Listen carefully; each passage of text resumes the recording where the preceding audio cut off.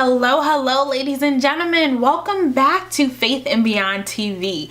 I am so extremely excited. Happy Fearless Friday to you. Remember, every day is a happy one. Today we are going to be talking about 5 things that we should prepare for in our 20s, and if we did not get a chance to prepare for these 5 things in our 20s, let's make sure to prepare for these 5 things in our 30s. Stay tuned.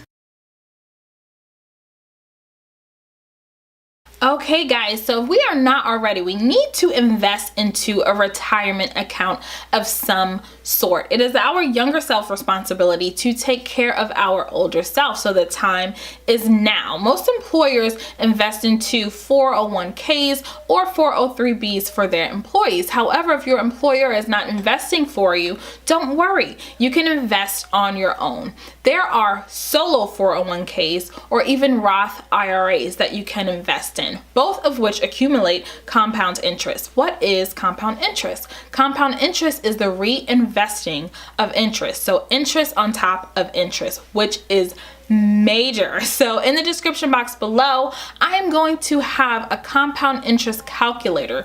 So you guys are going to be able to play around with the numbers a little bit. However, in the meantime, I need for you to decide, if you have not already, on a retirement age. So let's say I'm 28, I want to retire at 65. So that's about 37 years of investing, but I'm going to tack on an additional 30 years from age 65 because I'm going to live until about 95 or so. So those are the golden years that we are planning for, that 30-year time span from 65 to 95. We want to make sure that we're living comfortably.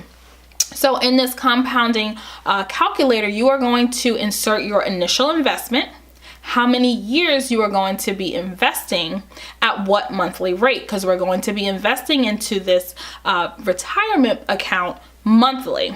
At what percentage? You're going to be able to see the numbers fluctuate, and you're going to get familiar with the retirement number that comfortably suits your means. So the name of the game is to start investing now so that we can live comfortable later.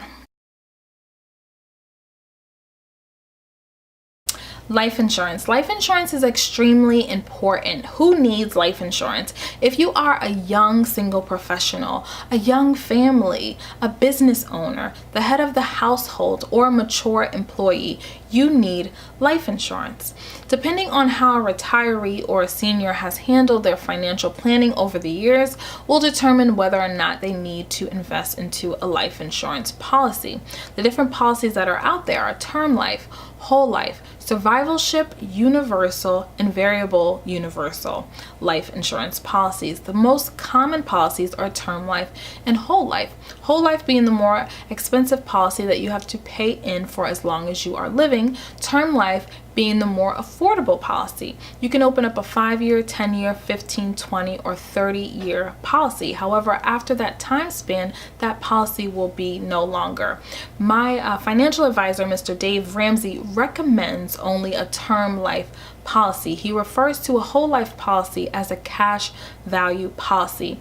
I influence you guys, or recommend for you guys, to listen to his book or read his book, The Total Money Makeover. He goes into explaining which policy would be best for you. The purpose of having a life insurance policy is to make sure that you cover all expenses for your funeral before that time comes, and also it gives you the opportunity to leave something behind for your loved ones. So as uncomfortable as these conversations may be, they are extremely vital. If we do not know the answers to these questions, we need to sit down with our loved ones and ask them, do you have life insurance? Do you have a living will? Do you have a last will? Do you have a living trust? Who is your power of attorney? How will funeral expenses be handled? So how do you know that you qualify for a will? If you have children, if you are married, if you have assets, if you want to give anything to charity, or if you have a positive net worth, you will need a will. So what is a living will? A living will is a legal document stating or giving someone the consent on medical treatments when you are no longer able to give consent on your own. A last will is the distribution of your assets. A living trust is listing all of your legal assets. What is the power of attorney? A power of attorney is someone who is able to speak on your behalf as far as financial and legal matters are concerned. Well, in order to avoid probate fees after you are no longer here for your beneficiaries, you would want to look into having a living trust along with a last will. This will prevent your beneficiaries from having to go into the courtrooms and pay extra fees. So you will need to look into a last will along with a living trust in order to avoid these probate fees for your beneficiaries. So let's say that grandma has you in the will to receive her home.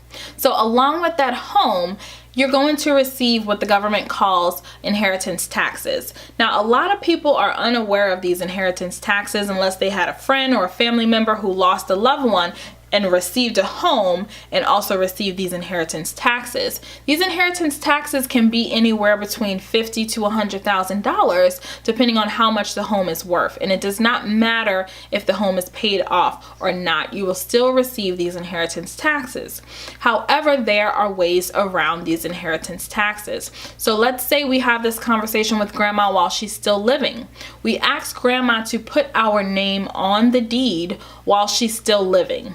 This is how you avoid paying those inheritance taxes. But if grandma passes away and your name is not on that deed, you will receive her home, but you will receive her home along with those inheritance taxes.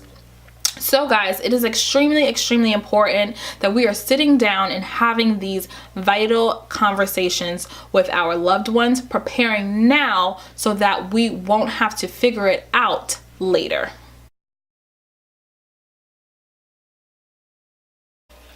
Did you know that we become a combined average of the 5 closest people that we spend the majority of our time with? We begin to pick up their health habits, their attitude, their income, the way they dress, and sometimes even the way they talk. Show me your friends and I will show you your success level.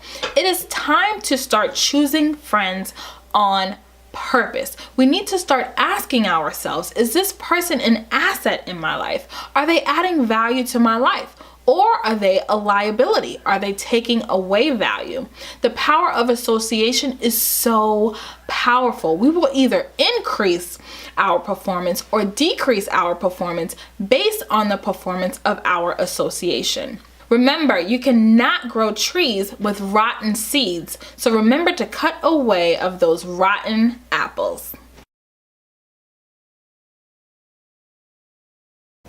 Hi guys, thank you so much for tuning into Faith and Beyond. I truly appreciate you for giving me the most important thing that you can give anyone, and that is your time. Please don't forget to like this video, give it a thumbs up, and subscribe to my channel.